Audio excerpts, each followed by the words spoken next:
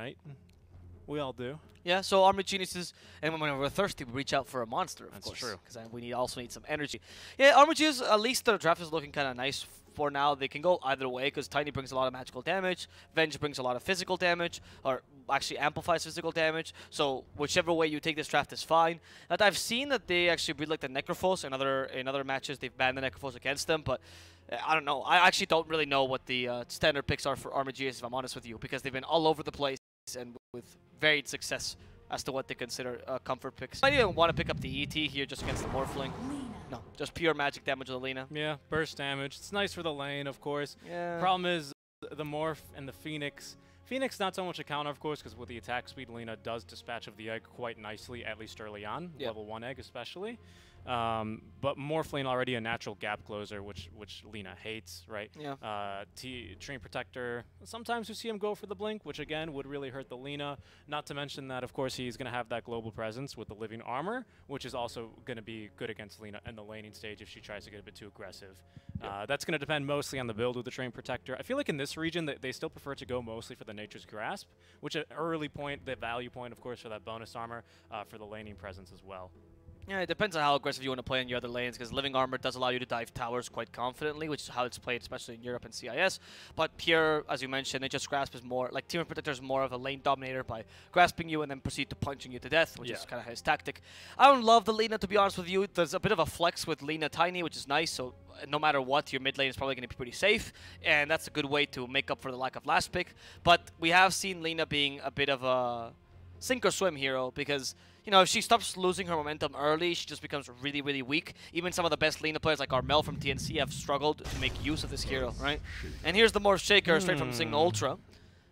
Still leaves it open as to where is if it's Phoenix or Earthshaker as the 3 or the 4, but you know the lane now as Armored Geniuses, so you're much more confident now picking a carry. Yeah. Ideally a carry of Magic Immunity, to be honest, this game. Yep. Normally, I don't like the Shaker too much nowadays, but he does really well against Lina, to be honest. The ganking potential is insane, and he's good with Morphling, right? So I think it's totally fine this game. So they will go for one of your favorites, the Bloodseeker, likely to be the offlaner. Yeah, I'll hope it's the offlaner. Pretty okay. I mean, Bloodseeker against Morphling in the lane kind of struggles a bit, because you can always waveform out of that Blood Rite. However, you do force the Morphling to skill waveform as opposed to active strike, which is a help, and usually can outlast it a Morphling, especially in the early levels. Not too bad, and it's really difficult to kill a Bloodseeker. He is not the best hero, though, obviously, against the Morphling, because Rupture does nothing against him, right? And the... Oh, wait, actually, I take that back. He's not good against Morphling usually, but when it's Morph Shaker, actually kind of useful. Yeah, I was going to say, right, because he's going to need that mobility for the Aghanim Scepter. Or you kind of need to use it that way, right? That's the whole point, yeah. Yeah, I mean, that, and it's already looking like such a good Lincoln Sphere game here for the Morphling. Yep. That's okay, because Bloodseekers a lot of the times will build the Yule Scepter, whereas before that wasn't really normal, so you will have at least something to pop the Lincolns and hope that you at least get the Rupture off, which is very possible. It's a really good Yules game anyway. I suspect we're at least going to see possibly up to 3 Yules here for the side of AG, as we have 3 heroes now that the Tiny likes to build Yules on the position 4. Which is really good. Yeah, I agree. It's a great item right now.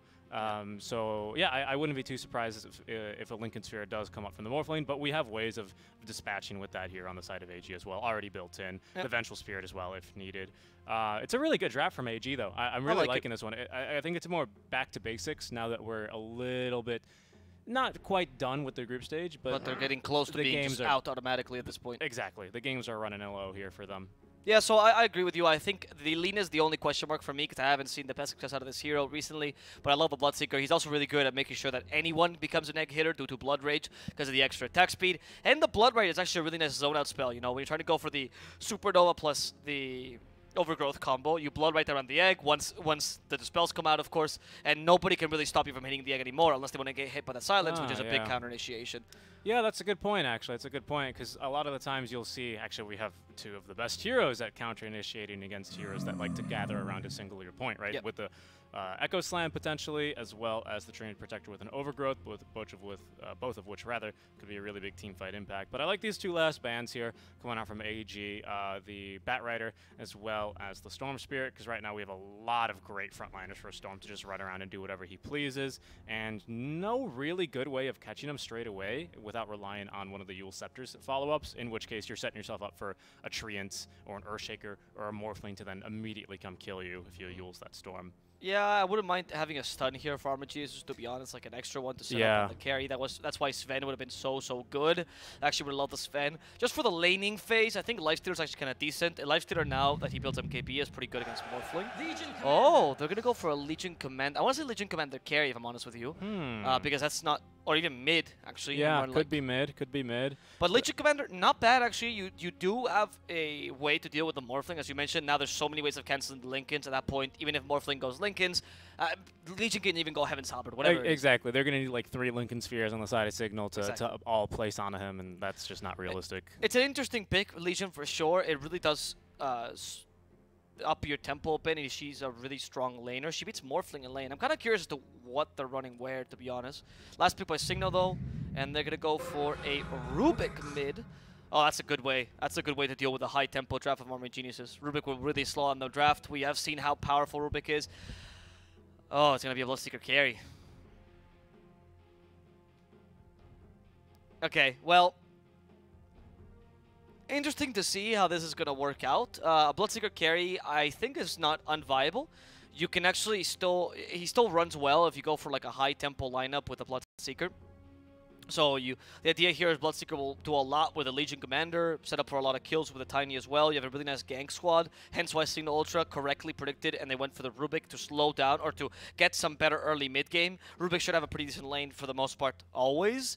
Cignal's looking much stronger mid-late game, certainly, but Armored Jesus could run you down this draft. However, it seems rather difficult. I don't know how much I trust the Bloodseeker carry. And I'm also questioning if it's going to go for the Bloodseeker carry that I've seen as a meme, the Dagon Bloodseeker, because he's actually kind of good against the Morphling, or if we're going to see a Bloodseeker carry much more a la the old-style Bloodseeker carry, where you take advantage of the attack speed, like with MKB, Mjolnir, etc. Both of which are good ways to deal with the Morphling, because they both carry mixed damage. It's going to be an interesting game. I'm not really sure, actually. I'm kind of hopeful for Armored Geniuses. I want this to work, to be honest.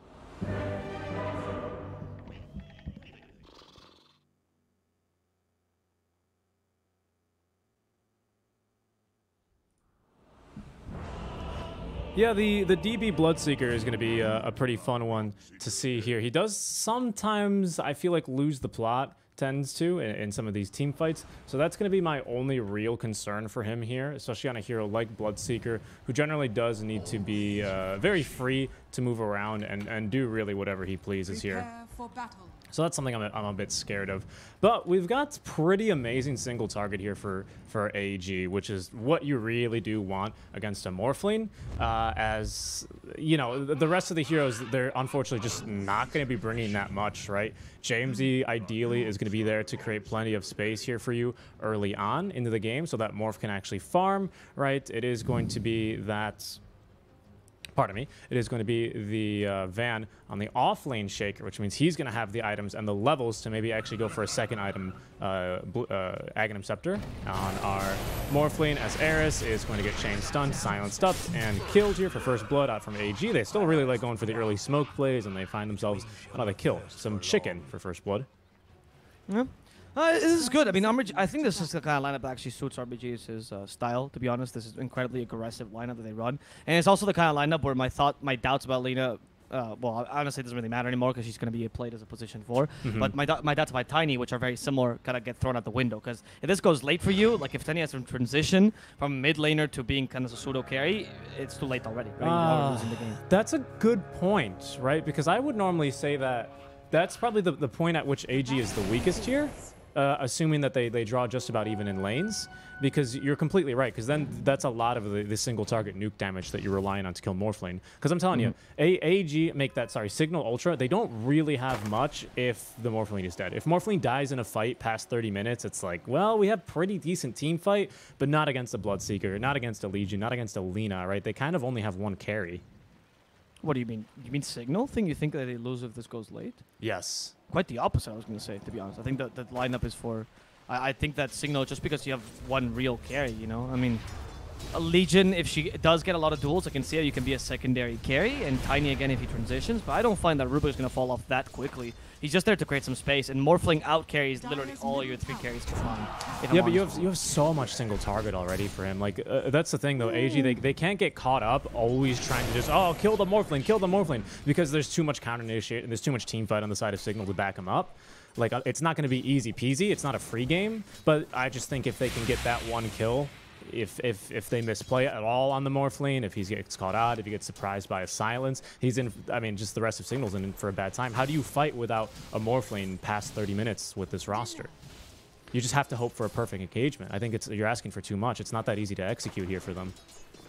I don't know, man. I think you're really doubting the strategy of the Morphling. Honestly, I think you're also overestimating perhaps how strong Bloodseeker could be as a carry, because you have anti-synergy with your stats with the Blood Rage, to be honest. Because now you're going to use Blood Rage on yourself, which is quite decent, but you're going to lose too much HP when you start taking that. So that's why my concern is there. However, your lane's going to go really well. That's why I think that AG is really going to be doing well in this early game. And we're seeing this against Aris already. I mean, the Bloodseeker is a really strong lane. That's one of his strongest suits. That's why he's being played as an offlaner a lot. And that's why I thought he'd be running you down, honestly. If once the Morphling gets the Ags, yeah, you can go for Flame Mail on Bloodseeker, mitigate it a bit, and of course Tandy can sort of tank it, but I'm just gonna, like, seriously, I don't know. I don't know how you think that that's gonna just fall to 3. They don't have the damage to kill the Morphling. Bloodseeker is just not that great as a carry anymore. They're gonna get a kill again Nice onto laning. Eris up top lane. I mean, it is going really well for DB here, so we'll see if he pops off. And I don't really see a way how Morphling gets to that farmed state.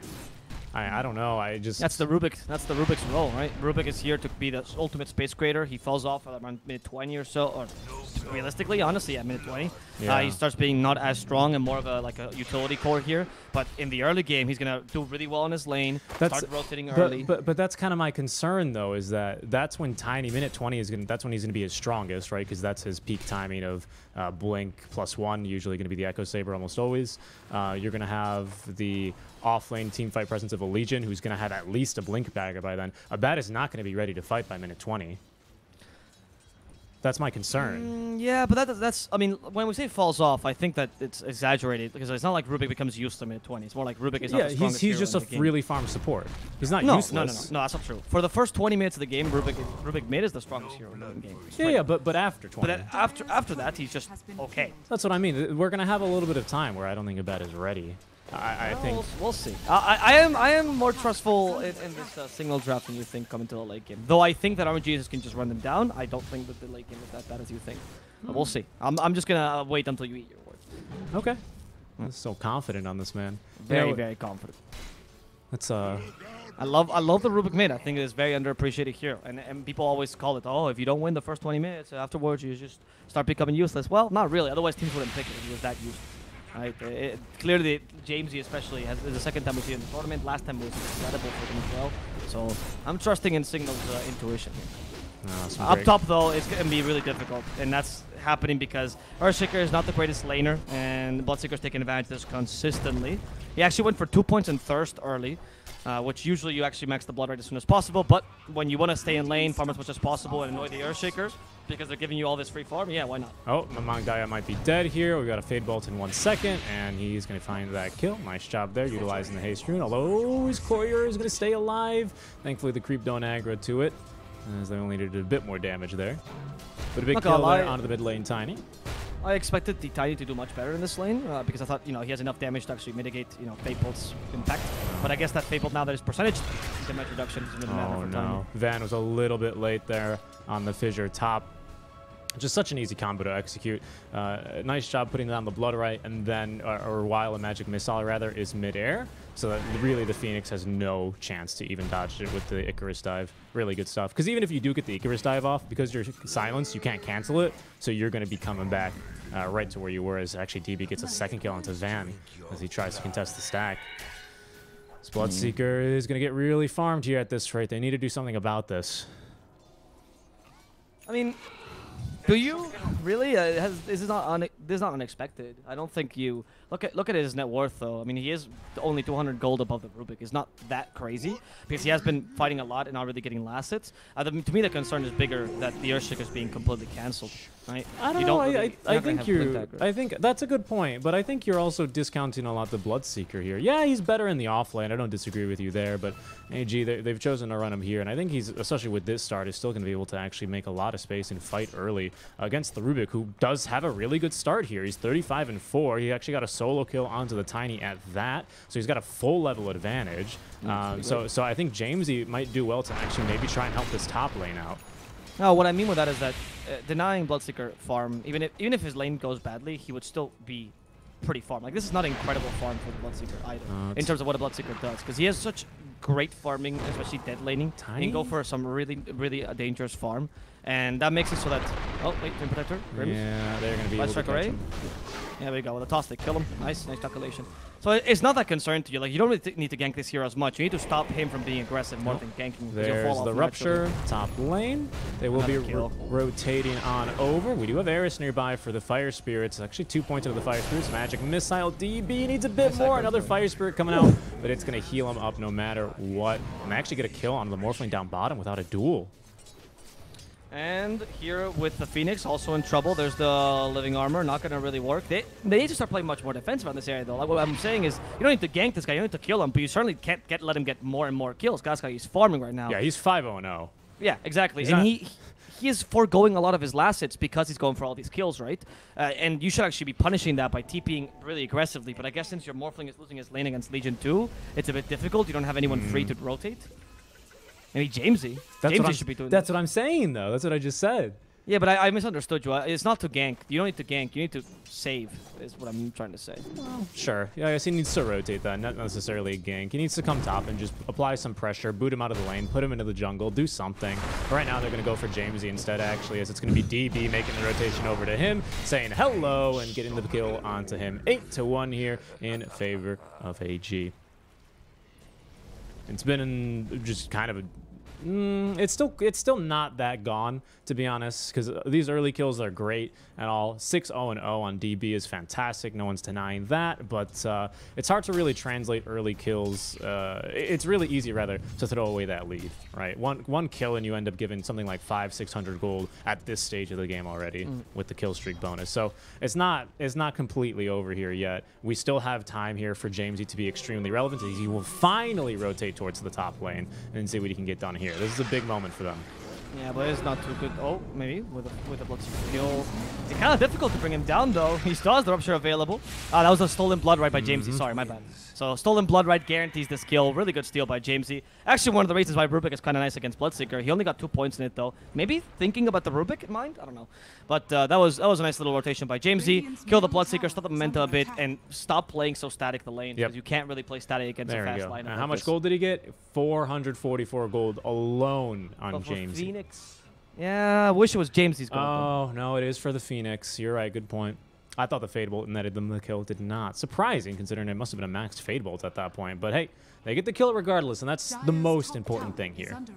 That's going to allow some pressure here, or relieve, rather, a little bit of pressure from a Bat, who actually still doesn't even have power treads. He's gone for the Mover to Mask first, so that makes sense, but that just kind of shows he's not really had that fun of a lane. Already booted into the jungle. How does Cignal slow down the game now, though? Because they can't keep letting this happen. Bloodseeker's not rotated down to the bottom lane because he doesn't feel really threatened up top. But Legion Commander's also having free farm, which is kind of dangerous. Yeah, you just play around Jamesy. I think you're totally right. Right now, like you're saying, for the next 10 minutes, Rubik is going to be the strongest hero in the game right now. And I think they just need to play that advantage, have him be a little bit more active. He's still soaking levels as he really wants these boots of travels. Honestly, I think at this stage of the game, it's not too ridiculous to just go, you know what, I just need to do whatever I can in the short term to give my team as much as a buff as possible. I think I might even go for the Aether Lens currently.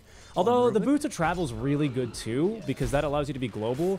But then the problem is he really kind of needs an Aether on top of that. Like the Boots, they're so expensive, and they're going to be smoking to him. I think he's gonna die here with the Blood Right. I mean, even if you will keep walking, you're a Rubik, you're just way too vulnerable. Fairy Fire is nice, but you're only delaying the inevitable. How useless is this offlane, though, for Cignal? Like, they haven't been able to do absolutely anything. They can't really rotate. You have way too many heroes that are... I mean, you're right, actually. I wanna... Like, I didn't really see how useless the rest of the draft is for the early game, but it really is just Rubik versus 5. Right? That's kind of... Yeah, it takes... I see your point. I mean, I think, unfortunately, we're not going to see this go late game. I really would have loved to see, a Bat, you mad lad. He needs to be careful, this Morphling. Another reason, actually, why Bloodseeker is doing so well. Look at this. Just Thirst. Thirst almost always active, right? Because it's so efficient to be on high agility. That makes it much more dangerous for him to play. He has to leave XP range. Otherwise, Legion Commander can kind of just kill him with a cheeky overwhelming odds. Or at least there's always the threat there, right? Because he's going to have the vision with Thirst. And already, a 10-minute Blink Dagger on Legion. with phase boots and a bracer. Yeah, not bad. And usually I would say Blink Dagger first on Legion, not the greatest thing in the world, but when you... This game is fantastic. Yeah, for this game, right, because you're trying to run the enemy team down. This and Bloodseeker, he's going to ahead. be going for the old build, right, where you actually take advantage of your attack speed on Blood Rage. Yeah.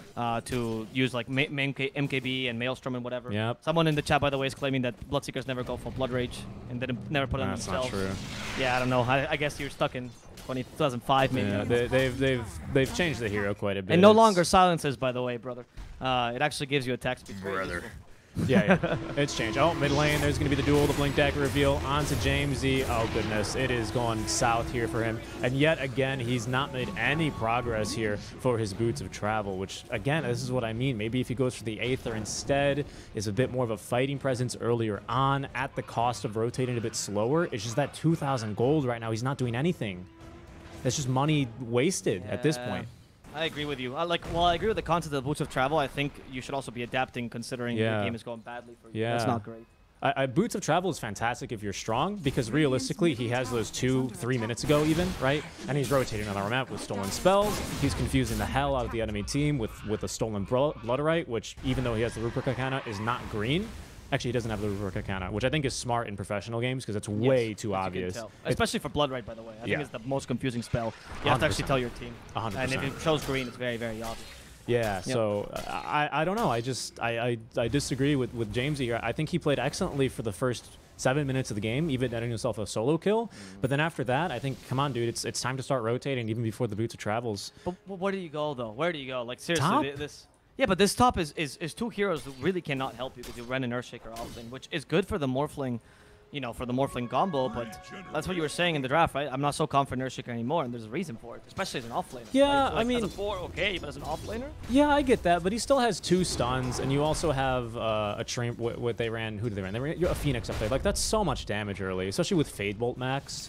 Like, I don't think it matters, because Bloodseeker, he's not anymore, obviously, with a full drums and level 10, right? But for the first, like, for pre-10 minutes, he is pretty darn squishy, right? It depends a lot on his healing. Yes, he has the Venge there to save him, but without Swap, you don't really have that built-in save, making it much more difficult. Like, I still think it is a major misstep for him not to refuse to rotate a bit earlier. Hopefully he's fixing that now, but it looks like he's still continuing to farm the triangle a little bit and not applying any pressure whatsoever. This is really, I think, a mistake, because AG, I believe, are at their weakest. But here they go finally. Oh no, the overgrowth doesn't catch anyone. The blink out in time. Now you lost as well your tool to come back to the game. Jamesy might also fall here. Okay, you just lost your tool to come back with Supernova plus Overgrowth and Jamesy, so that's another failed gank. More time to army Jamesy. Yeah, they're going to run you over. I think, yeah, this game is looking real difficult here. This game is looking real bad. Look at this even. Oh, they messed up the toss, but that should still be a dual victory. Underneath the tier 2, 14 minutes in. Yeah. Yeah, I mean, I really would have loved to see which one of us was right, because although sometimes chat thinks we hate each other, we don't. We just have we've run a friendly discussion about Dota, you know, and it's fun to see the 2 schools of thought. You know, it's like scholarly debate. Yeah, but in the end, we both agreed on one very simple thing, which is RMGs can just run you over. Yeah. Okay, we said this like 15 times. Good kill. Good kill by a bat. Nice job. Yeah, good kill, but Jamesy also stuck in the Blood Rage. He can't really do much. And this is the problem, right? Like, and let's not forget, Blood Rage is also used here on the Tiny to amplify his magical damage to get the Avalanche toss even further, which is a ridiculous amplification here. It's really, really nice. So you actually have 2 really viable targets. Tiny maybe to initiate a team fight, and you when everyone is low after Tiny has initiated. The synergy is good. I mean, our team clearly had a plan. I'm not gonna... As I said, I love the Bloodseeker offlane, but in this case, the Bloodseeker carry kind of worked out very well. They might have seen the weakness of the Earthshaker Phoenix lane, to be honest. Yeah, to be quite honest with you, I was actually kind of shocked that lane was so weak. I thought they would have had a little bit of a better time, but just a nicely executed combo there by the Bloodseeker and Venge. You know, that lane's on an auto win. You have to play it fairly nicely, and they did exactly that. I mean, 5 kills pre-10 minutes on your Bloodseeker. Thank you very much.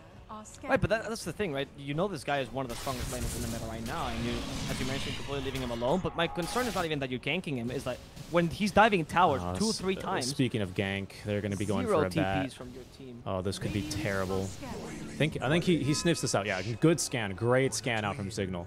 As you can see, the map's completely dark for them. Tiny's not showing, Venge isn't showing. They're getting the heck out of there. Good. Managing to get closer and closer to his link. And a counter smoke. This is great, especially if they can catch Bloodseeker here. But they don't have a scan. The smoke is pretty long though. There's been off the map for a really long time. Oh, but they have a blink. They have a blink on Van. It's okay. It's just a Lina. I mean, if you kill or not, doesn't really matter. It's just a position fly. In fact, you might lose the Earthquake as a result. Echo Slam, maybe even get a Tiny as a result kill.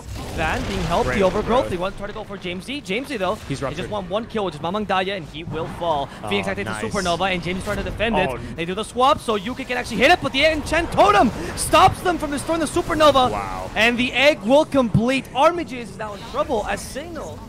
They actually used the mid-game powerhouse they had with the Twin Protector and the Phoenix. Really well played here. Yeah, that was beautiful. This is the comeback team fight that you need. It is, and that's the thing, right? That's why they're not out of it yet. It's just hard, because their team fight is amazing, to be honest. It's so damn good here, in case you didn't just witness that. And I think AG there, they made the mistake that I was worried about them, if you recall when I was talking about, oh, just kill the Morph, right? You can't just focus on getting kills. It's all about the team fight here still, especially early on. Big costly mistake. I have no idea why Bloodseeker decided to just kind of go YOLO in there. It's still okay, but this is time where he's not farming. This is time where a bat can now catch up. He's already level 13, making a mad dash towards that Lincoln Sphere, which is going to be really helpful. But again, AG, they've done a good job of drafting ways to pop through that immediately, so it's not going to be enough for him to fight. But it will at least give him sustain, or more survivability, and a little bit of team fight presence. So that's good, because they definitely need anything they can get right now. That was whose blood was that? If they take this tower, this allows you to start to really reduce the Morphling's farm. It's actually been one of the weaknesses in Ember Genius's lineup. They've been getting a lot of kills, but unable to push very much, has made it very difficult for them to slow down the Morphling's farm. And Abad is actually getting no, he's actually finished his Lincoln Sphere at a decent timing.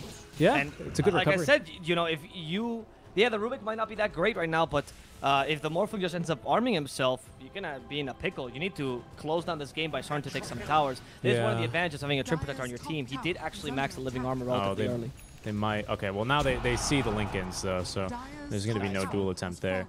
But the problem is right now, I don't know what you go for next. You can go for Ags, but you need to give Van some secure farm here for him to actually have the levels for it to be worth it. Because either he can max the Enchant Totem, which he should. They might have a kill here, actually. It's a bit tough. It's a bit tough. Blood Rage stolen, actually, with a bat nearby. This is very possible now. DB maybe over his head here, not to quote the line here, as they're actually going to have multiple Blood Rights here potentially, but DB is going to be a little bit too fast for them. The counter rotations, Mamang Daya looking to turn this one. But he's going to be a bit too far away. Van is going to, get the blink out. No, he will be lost, unfortunately. Great duel, or great blink actually by Womi, making sure that he blinks away from the predicted fissure. Nice, smart play there. Yeah, and Van is not that important if he dies, to be honest. He's gotten the Blink Dagger. I think this Earthshaker is much more of a support this game than a real off-laner. But as a support Earthshaker, you really only need Blink Dagger and then be alive for Morphling to copy you later on. He needs levels, though. He needs levels. That's true. He really needs experience. He doesn't really need his gold so much. It's, that's whatever. He just needs to be a blood bag that has a lot of experience here for his Morphling, right? Because he is going to be going straight into the Aghanim Scepter, which I agree. It's really good this game here for a bat. But fundamentally, this will fail if we don't have at least, level 14 here on Shaker is what we need? Yeah. Oh, right, because he hasn't actually maxed Enchant Totem yet? Nope. I think he would probably... He's probably going to max it next as the next... Definitely. If the Morphling is going for Axe so quickly, because usually Morphlings don't go to Axe until, level 20 or so? Yeah, but then that's going to make the fissure a bit weaker, which isn't that a big deal. I mean, it's fine. It's whatever. If you're committing to the Morphling Shaker, you have to commit to the Morphling Shaker, right? You can't half-ass it. I agree. Especially in this game, because you're afraid of them running you over. And see, because Bloodseeker went for a more traditional carry build, as opposed to, say, the Dagon build that could have worked, because if you're up against a Morphling, you can't run them out as much, right? Part of the beauty of DB right now is here that you're going to farm a lot. He's taking a bunch of stacks, which is very smart, using the Maelstrom. And you can't completely crush the Morphling here. You want to take team fights instead, which is a bit difficult against Phoenix and I have to still express my concern here with the style of play that James has exhibited thus far on the Rubik. Has dual stolen. He, after the Boots of Travel, a 2,500 actually technically item, he's gone for the Blink Dagger, another 2,250 item, which neither of these items gives him any stats. They do give him great mobility, that's no denying that, but he hasn't really been that much of a presence here this game. 2, 6, and 3 on the mid lane Rubik at 20 minutes. I feel like you're expecting a little bit more when there's 15 kills against you. I don't know. Hopefully he can still turn this around. He's still really strong right now, to be quite honest with you. But again, I think I would have preferred to see the Aether Lens just for a little bit more presence here, at least before the Blink Dagger. But who knows? He is the professional player. This is the Jamesy build. I think we've seen him do this the last time we saw him on Rubik, right? He just really enjoys the map presence a bit more. Yeah. But I do agree with maybe the Aether Lens would have helped you a bit. I don't know, because Bloodseeker just closes the gap so quickly, right? So is 200 range really that major? Maybe Jamesy considers that's not really the case. There's a smoke gank again from AG. Again, you probably Blood Rage the time to begin with. He does the combo. There we go. Train Protector's spotted. It's too easy to get kills with this. Avalanche toss, incredible trims. And they might get more. Thinking of Jamesy as well. They have a duel on Jamesy, which is a very interesting steal. Not really going to work out for you unless Morphling is nearby, though. Yeah, it could be useful against the Tiny, but very unlikely. I mean, 400 gold away from that. That's quite quick. I mean, he's farming his ass off here, this Morphling, so I gotta give respect here to Abat, because this is just absolutely incredible, his recovery, because he really got booted out of lane 8-9 minutes in as a Morphling, which is pretty tough. Yeah, but that was because of the... I mean, you just were losing all your lanes, right? So you had the difficulty of... Except for the mid lane.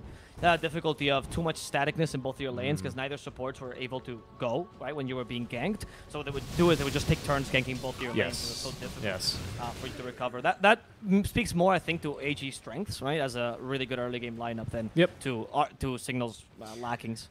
There's... Actually, you lied to me. We're more than 400 gold away. We're still a little bit further. Oh, no, he bought something else, then. I swear. Or maybe he... Oh, maybe he was missing one of the things. Sorry, because he had BKB queued up. I understand. That's my bad.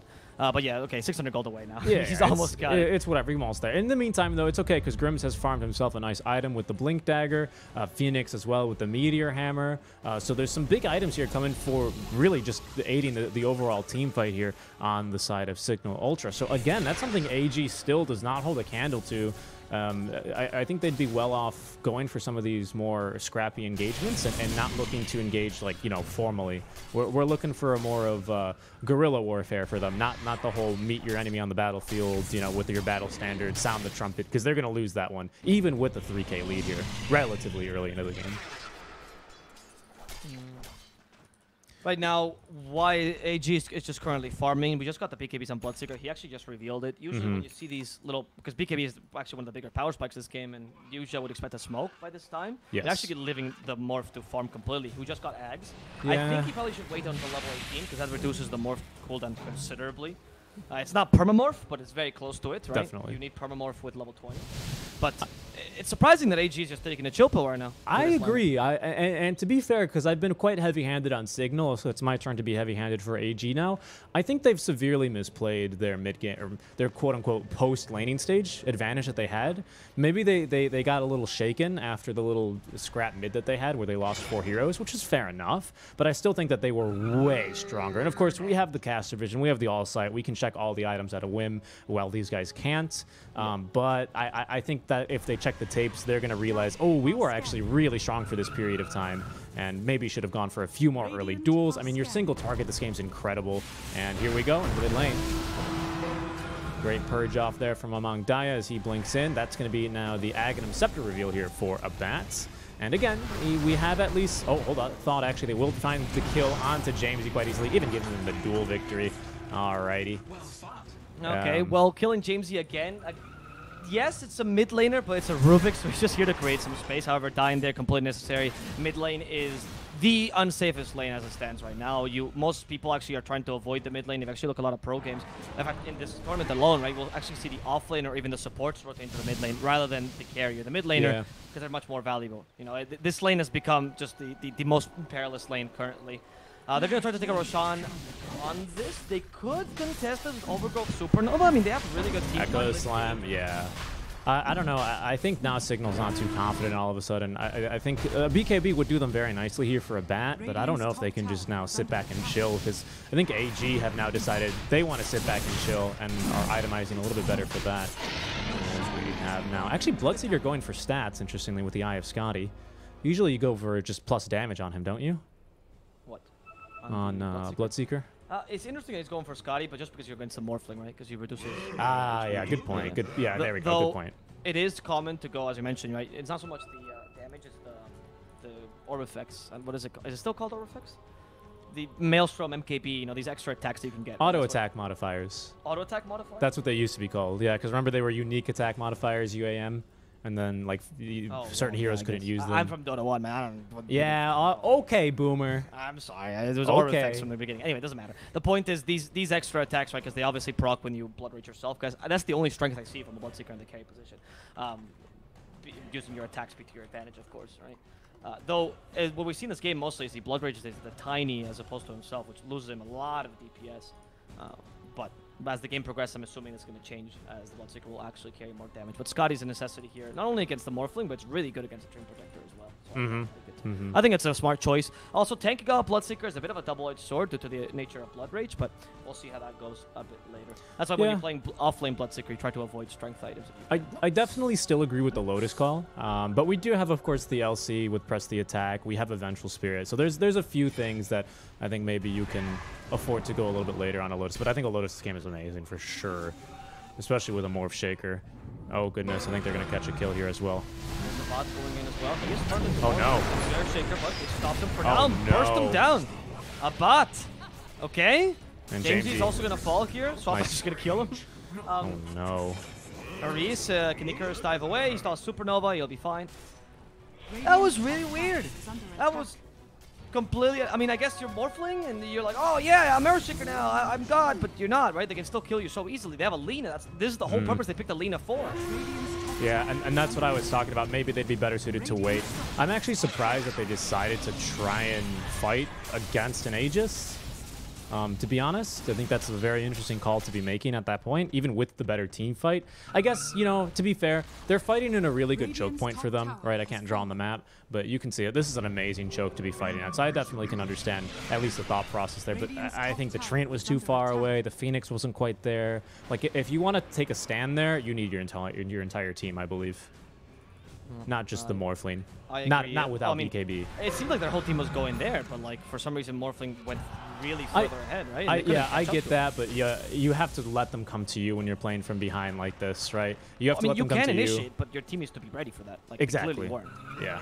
I don't know what that. Like, it was just Morphling. It seemed like a miscommunication there because the Phoenix Interpreter were so far back. Yeah, and exactly. they're your team fight essentially. Yeah, definitely. Like you maybe take that if you're insane like Abad is and you have BKB. But yeah, exactly. Not without BKBs. But that's okay. Like I said, you're insane, and they're going to go smoke again. They go, yeah, we fought once into Aegis. I'll do it again. As they will. Okay, another attempt against UK. Nice Again, force. He's not level 20, so it's not permamorph quite yet, but it's pretty close to it. Yeah. So you have to be a bit careful, right? Because if he actually stops the morph halfway through the team fight, it's like when the Alchemist loses Chemical Rage and everyone just goes frothing at the mouth and rushes at you, right? Yep. Because they know exactly when to gank you. And I think RMG is looking for something similar. Scotty is completed on DB. Well, look at this, though. Now the actual Blood Rage chunks you, but he did go for the Light Skill Town, which I really appreciate. I think it's quite a smart way to mitigate the Blood Rage damage. And it's nice to man-fight the Morphling as well, right? Yeah, it's very useful. And with the Scotty reducing its healing, it's even further, right? Because you actually get a huge advantage. And let's not forget that Morphling is ranged as well, which I think that's so... No, I actually don't know. Because if he hits him while he's an Earthshaker or he's Morphling, I wonder if Scotty changes, but...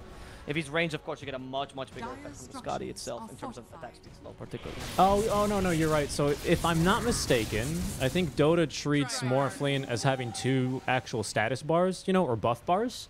So he needs to hit him in both forms, I believe. Interesting. I thought I was just asking, like, when you apply Scotty on... Oh, no, but you're totally right. I think they're going to go for a fight, by the way, while the Morphling is away, or at least push the tier 2. But you're totally right, because the length, for example, if you Heaven's Halberd him, it's going to be different. Oh, nice counter initiation from Among Dia. They found Jamesy again. Unfortunately, they're probably looking for a better kill at this point, but the dual damage is good nonetheless. Great Echo Slam to counter initiate. They might actually win the duel. No, it's still going to be Womi. And now the Egg in a great place after the Echo, but the Echo just wasn't there, and Grims is a bit late as well with the Overgrowth. Laguna Blade onto Van. On top of it, more is ADB now popping the BKB. Morphling now trying to join this fight here, but he actually doesn't have his Shaker to morph into, and he's just getting chunked alive by DB. Oh no, Avo, that's not how they drew it up on the board.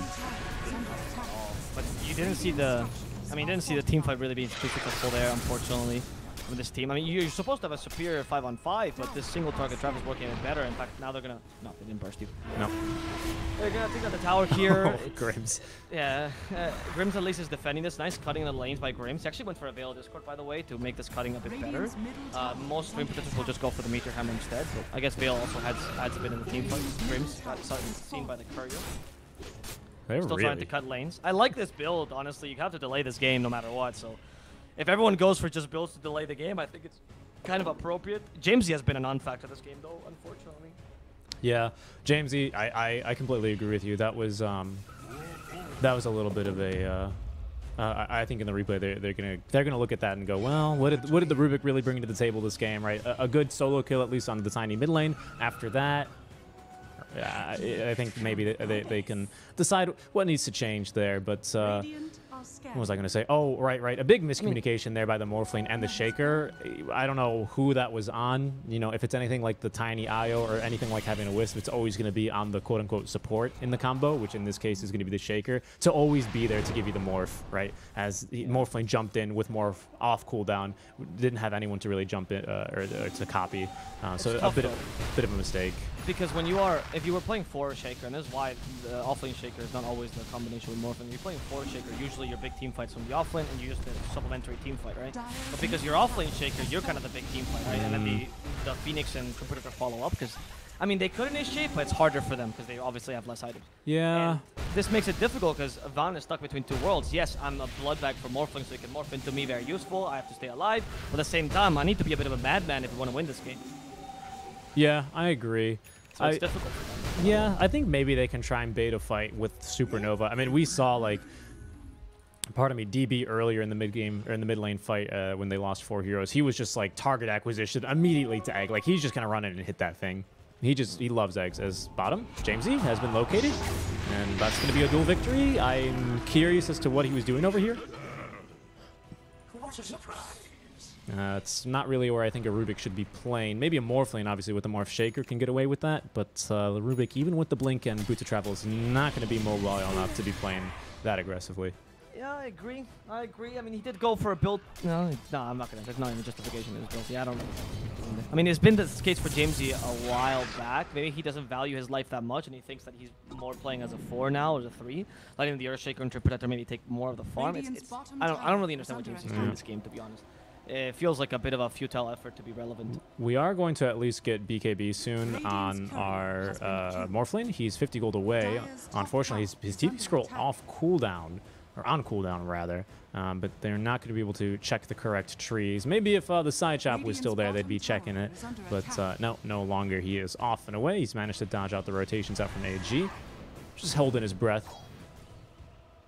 That would have been a very bad time to die. Roshan might be up as soon as in a minute, so I think that's going to be the next really big fighting point. The good news is that Abat will have he will have either buyback or a BKB available for that fight. And all the ultis are up here for Cignal Ultra. So they're still not out of it. Like I said, superior team fight, that's the beautiful thing about it, right? Is that can always bring you back into the game. You just need 1 or maybe 2 when you're down 20k, really good team fights, and you might be able to pull it off. Right, you know, and with a strong carry to carry into the late game, as you mentioned, not impossible. You have a supposedly OP, still somewhat OP combo. Yep. But the Bloodseeker is incredibly powerful right now. He has a ridiculous amount of net worth. He's farming like crazy. And I guess Tiny now is starting to lose his power, so I guess there's an advantage. Yep, right? You're absolutely right. He's kind of hit his carryover point. And a very interesting build, by the way, on this game from Among Dae. He's gone actually for the Vessel and the Yule Scepter, and next going into the Shivas. All great items. I think this is I think how Jamesy should be playing it, right? Adjusting to what the game needs and not just going for the same build. Yeah, I agree. The BKB seems like a really smart idea. He did actually go for the cast range, so he's still playing. This would have been the game where I kind of see the Rubik actually going for more of the physical damage Rubik I told you about the other stream. Oh, yeah. Game Pike, because since you're already seeing this is going to go late, right? And the Rubik is just not relevant if this goes late, at least the magic damage Rubik. And you already lost your early mid, so you clearly weren't being useful there either. You might as well transition and become a Rubik that has at least a chance in the late. Yeah, that's true.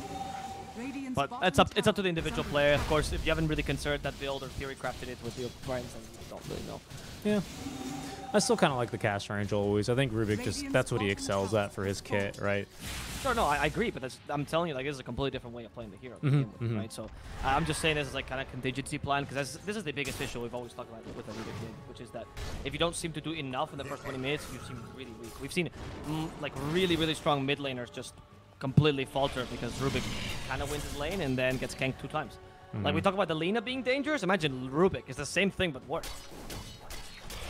Yeah, now we have 3K gold, nearly 3,500 money in the 3,500 money in the bank here for DB. Yeah, tons of monies. What kind Tons of monies. He is. The gold monies. He's got lots of gold monies. He's going to be building a Scrooge McDuck vault here eventually with all his leftover monies.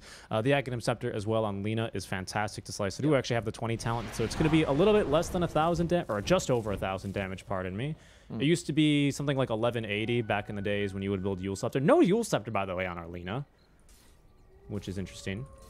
Guess they just not relying on her for the setup or the initiation, which is very reasonable. Yeah, actually, with a this duel, game. right? Now, with the last picks with Legion and Tiny being your main initiators, I think Lina can just sit back and do the Zapper with the Blink Dagger and Aether Lanes. I kind of like it, to be honest. I think it's a little build. She's very experienced, though. How is she level 20, morphing level 21? This is she's just been farming, right? I mean, she's got more farm than the mid lane Rubik at this point, right? That's true, actually. Yeah, mid lane Rubik, more like. I mean, we said, it was going to be a mid Lina, turns out. I do have to say, though, real quick, the problem with this build is she has not a single defensive item. Except for the Essence Ring, right? Morphling jumps her, really nothing she can do except hope and pray that her team comes to save her. So that is going to be an issue. I don't think it's very likely, very possible, sorry, with the current lineup. But I just, maybe just wait high ground and you play as defensive as possible, right? Hopefully yeah. The high ground you can win the defense. I think you have to play for the choke. Finds one of the Earthshakers. It's the Morphling Earthshaker. That's not very good, but Abbat waveforms in time, so he's going to be fine. Interesting decision. Interesting decision to not even try a swap there to break the Lincolns, but it's whatever. I mean, because the Magic Missile wasn't going to do anything but pop the Lincoln Sphere, so. Yeah, I didn't realize he saw the Lincolns on. Yeah. It's whatever. It's whatever. I mean, it was a hopeful Magic Missile anyway, right? I don't think Cignal should fight here. Well, they're gonna destroy Vengeful Spirit first. They're gonna try a bot, activate the BKB. There they go with the Echo Slam to destroy UK. Not the ideal target with a duel to finish off Van. There you go. You lost your friend. You can no longer turn into Earthshaker, and DB is trying to find you. They've already used Supernova, too. Could be punished by the Supernovas. Oh, nope. No, you're right. The Supernova is finished. They already used it. Jamesy has the Rupture stolen at least, so you can use on the Bloodseeker. Bloodseeker can no longer run. Sunder is actually dealing a lot of damage. Overgrowth, also effective in the backlines. Abbat hoping to go back in to try to kill DB, but DB still has the Aegis, which is why he can play so aggressively. Yep. That Rupture just lasts forever on him because of Rubik, man. Oh, I forgot. Yeah. He just has to stand there. There we go. That actually works with Rupture. Interesting. There's so many spells that is plugged on. So many debuffs that's plugged on. Incredible. So it's every time I see it work on a debuff, I'm actually just surprised. Yeah, this is going to be real bad. DB is going to have some triangle camps to catch up on his farm with, so long as he doesn't accidentally kill them with the procs from Mjolnir. But he's going to have he's going to be back in fighting shape here. They know they have no Echo. There's no Supernova. There's going to be no Overgrowth as well. I like this decision. Signal, they realize this. They just have to push the lanes here and just try and hope and pray that they wait at least another 40, 50 seconds here for all these abilities to be up. Another minute, that is, for the Shaker, who has a BKB now, by the way. Yeah, that's a good way to make sure initiations are more consistent. However, Rupture and Duel can still pierce that, right? But yeah, I guess you're not as vulnerable. Witless Shackle is fantastic. And Laguna now. They can give Witless Shackle to Vaughn, I would actually argue. And that way the Earthshaker is not so weak. Rubik is also another good contender for Witless Shackle. In fact, I think it's, Rubik is taking it. Yeah, I guess this speaks to how useful I find Rubik this game, right? Oh, he's going for an Ags. Yeah, this is fine. This is fine. I really wish he swapped around the order. Like, if he had these items at this time, I wouldn't be that upset if he had gone for them in a different order, to be honest with you. That's, I don't know. I really like the mid Rubik. I'm in the same boat as you. I think a lot of players or a lot of people kind of just crap on it and they think it's bad. And I don't necessarily think that's true. I don't necessarily subscribe to it's only good pre 20 minutes, because it's still good after. You have a farmed support, which is good. It's nice to have farm supports, but you have to make use of that power spike. That's the whole point of why you pick it. To me, it's more along the lines of, I agree with you. Like, I haven't seen too much success. Statistically speaking, this Rubik doesn't do too well, at least whenever I see it in the big tournaments, right? In the mid Rubik, but if people keep playing. Oh, they're fighting out of the base. Again, against an Aegis, these guys. I love it. I don't know. I don't know. The Trim Protector from the smoke. That's really good by Grim. Blink Dagger be cancelled by Shiva's? No. He's got a gem too, He's got a gem. They scouted him. He didn't blink in time. He actually could have blinked, but he chose not to. Oh, stolen Rupture? The Bloodseeker now. With Bring eggs? him down with telekinesis. That's the double. Did I hear double Rupture on this Bloodseeker? I don't know if they put... DB's dying to the Sunray alone. That's going to be your Aegis gun. And a bot goes in. Tiny's dead because that was the second Rupture. The Supernova's used the duel on the Morphling though. That's pretty bad. Morphling got to survive this. Now the Overgrowth will try to reinitiate, but you're missing your damage dealer. Oh, that duel was so crucial. That duel was so good because with a Morphling alive there, they could have turned this around, but unfortunately without him, it's just impossible. Really smart room from Jamesy there. That almost redeemed him as he was just holding on to the Rupture the entire time, bought the eggs, he bought out for the eggs at that, because he knows that you don't need to re-steal it for you to get the upgrade. He immediately is granted the second charge and immediately puts them to use onto two heroes that want to be moving around in the fights, right? DB and Tiny, that's what they excel at, moving in and out. Well, DB just running around and clicking everything, but Tiny popping in and out with the Blink Dagger, with the Toss Avo, right? But not able to do that when you're Ruptured. He has to stand his ground and die to the Morphling, but now you're without a Morphling for 40 seconds. We still do have the Echo Slam at least. We'll see if they can hold on for a bit longer here, Avo. Minotaur Horn helping out the Legion Commander. At this point, I think Sunray is your real carry because Morphling is doing less than the Sunray. I think both times they managed to beat the Bloodseeker just with Sunray alone. He has Satanic at this point, which is kind of ridiculous. And yeah, because Morphling is going for a Glass Cannon build, he just is kind of vulnerable to those duels. I think the winners of this game were Cignal up in the supports. The Trim Protector and the Phoenix were played incredible, honestly.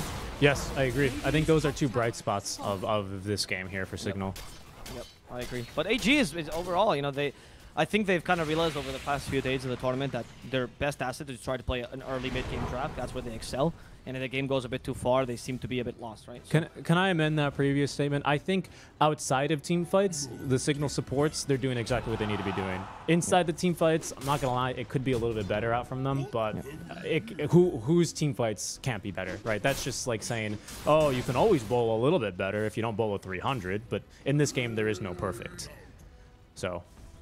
I wouldn't take that, but some of the Supernovas have been a little antsy. Sometimes the Overgrowth is a little bit late, but those can be other things as well being problems. But hey, outside of team fights, I think these guys are doing exactly what they need to be, and that's always fun to see. Really smart supports. Yeah, exactly. I mean, they've been elongating this game to a ridiculous degree, right? AG could have finished this a long time ago if it wasn't for the Trim Protector, particularly Grimm's has been absolutely crucial towards their victory. Finally get a Basher and the Bloodseeker, so now a better way to deal with the Morphling. And it's close to level 25. I suppose he's going to go for the Max Thirst MS just because of the kind of Bloodseeker he's playing. And that's a little bit of extra movement speed. It makes it easier for you in team fights particularly. Yeah, and Maybe you need some save for Cignal. I wonder if... Oh, a Force Staff might do that trick here, as Jamesy is going to be buying out for that one. With his nice cast range as well, he's going to be actually able to get that. The problem is, cannot cast that on your allies that have BKB active, so that's going to be a bit difficult for you to actually get done. Right, because the Morphling always wants to go to the big KB. And the current problem is really the duel. The current problem is really that... Like, I would even argue that you were right. Like, you kind of have to pile on the Lincolns and the Morphling. Maybe get multiple Lincolns so the Morphling has multiple Lincolns on him. I don't know. And you know what really sucks is that, like, a Lotus is almost always the answer. Oh, they have a lot of single target, just go Lotus. That's not going to help you here against the Legion because you're just going to give her a double duel victory, right? Because it's going to lock you down, and which is the important part when you play against a Morphling. As we get the go when ready. Go when ready. I'm ready, boys. I love the respect of go when ready. It's supposed to be G. I really like that in this region. Yeah. It's the SCA. It's the SCA respect for each other. You might be, what is it? Formal in the pubs. No, formal in the comps, but wild in the pubs. That's the SCA style. Okay, I'll give it to you. Could have rhymed it a bit better, but I like it. I realized what I was coming from, and I was like, I can't say that on the stream. So I still like it. I still like it. Thank you for giving me that pass. Assault Harass. I see you are giving passes now. There's Assault Harass now on the Legion Commander. Finished up. A good way to mitigate the Morphling's damage is, of course, he's currently only building for physical damage. And the real problem that AG are going to have, as many Dota teams suffer from, as the Dota, I mean, it's in the name of the game, right? Defense of the Ancients, is actually pushing. Because of the wave clear here for Cignal, when you have, I mean, at this point, 4 supports is so darn good. their wave clear is insane. Like they're barely getting anywhere close to the footsteps here of the base. And by now, they have timed out this Aegis. Another minute and 15 seconds here until Roche might respawn. But there's now a full Satanic and the Basher, as we said earlier, as you said earlier, that is, on our Bloodseeker. Tiny going next for his BKB, so just full utility off from Among Daya. I think this is great. It's kind of interesting because I feel like they've really fundamentally shifted how this team plays here on the side of AG. As you recall earlier, I feel like it's sometimes Among Daya is normally playing like DB is playing right now, where they both kind of want to be this run at them hero. And I think this game, it's shown really good, no pun intended, growth here on Among Daya to instead go for the utility items, the boring items, right? This build's not that sexy, but you know what? It's okay, because it's going to win you this game. I mean, Among Daya just played the anti-morphling dude. Like, they actually know... Oh, wait. The duel here, finding Van. Turn into him before he dies! Here we go.